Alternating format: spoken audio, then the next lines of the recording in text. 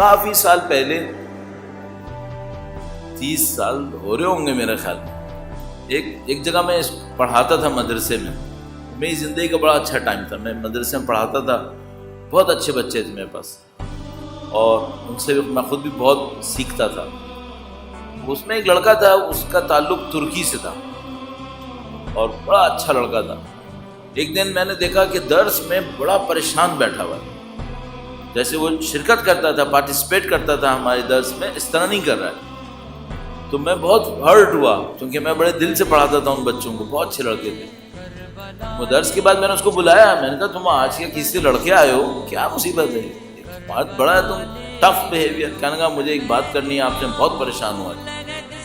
میں سوچا شاید بیچارے گھر میں کوئی مسئلہ ہو گیا ہے، اپنے گھر میں ہوتا ہے ایسے مسائل.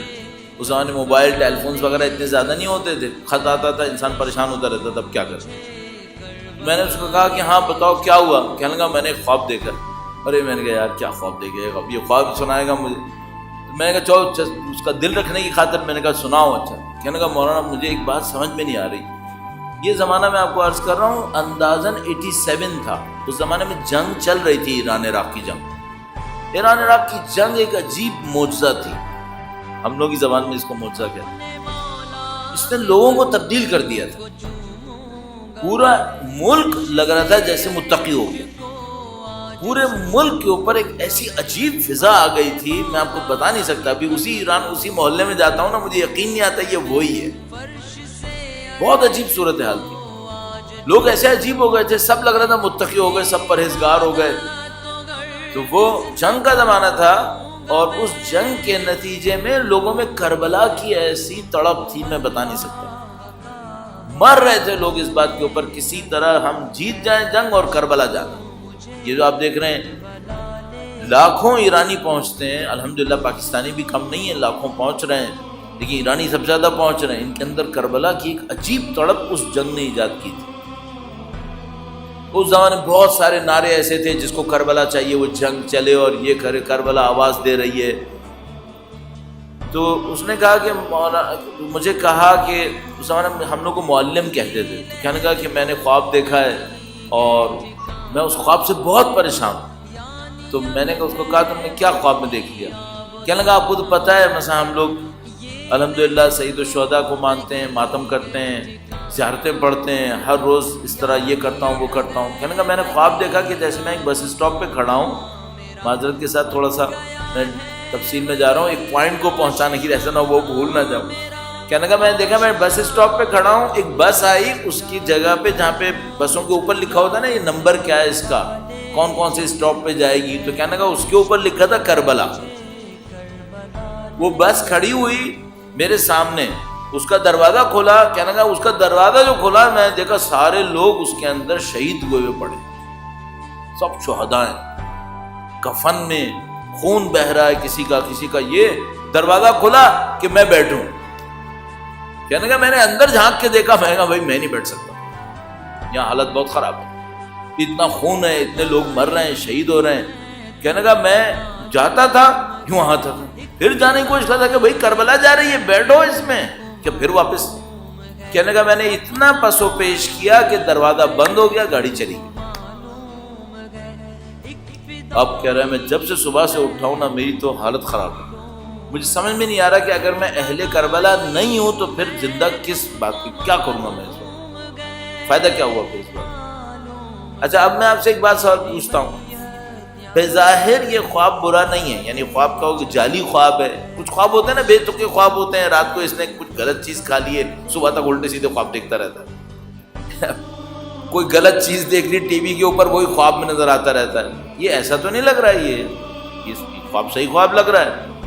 تو کیوں مثلا یہ آدمی لڑکا میں جانتا ہوں، میرا اسٹوڈنٹ تھا، اچھا لڑکا ہے، اور واقعاً مثلا کربلا کے چاہنے والوں میں، سید الشہداء کے چاہنے والوں میں، تو یہ بیٹھ کیوں نہیں رہا تھا. اچھا آپ خود تصور کریں اگر خواب میں بھی اس سے کوئی پوچھتا کہ تم بیٹھنا چاہتے ہو یا نہیں بیٹھنا چاہتے ہو، تو کیا کہتا؟ بیٹھوں گا. بیٹھا کیوں نہیں پھر؟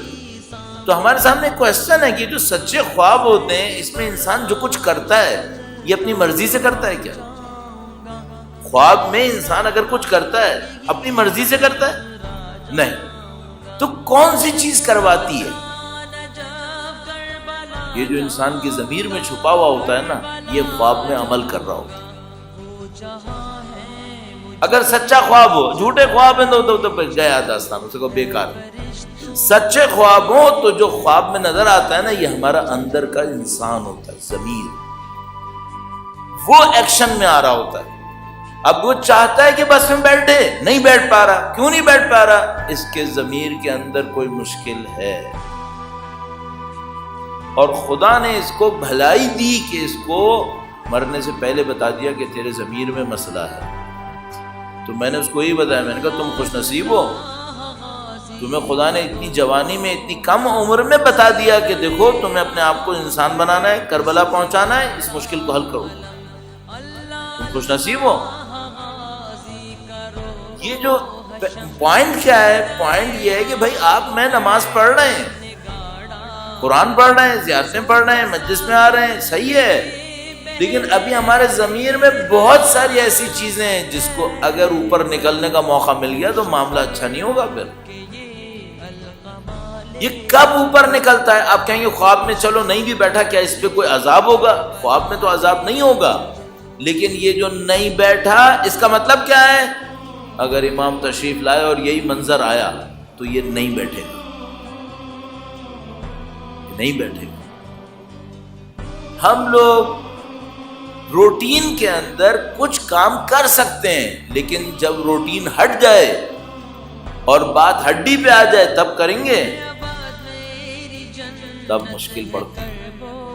ایک آدمی روٹین میں صبح کو اٹھ جاتا ہے نماز پڑھنے کے لیے، لیکن اگر کبھی بہت دیر سے سوئے تو کہتا ہے آج میں نہیں اٹھ پایا، کیوں؟ کیونکہ میں رات کو دیر سے سویا تھا۔ اس کا مطلب کیا ہے؟ اس کا مطلب ہے ابھی صبح کی نماز قلب میں نہیں اتری ہے، ابھی اوپر اوپر الارم کلاک کے اوپر چل رہی ہے، ابھی اندر تک نہیں آئی ہے۔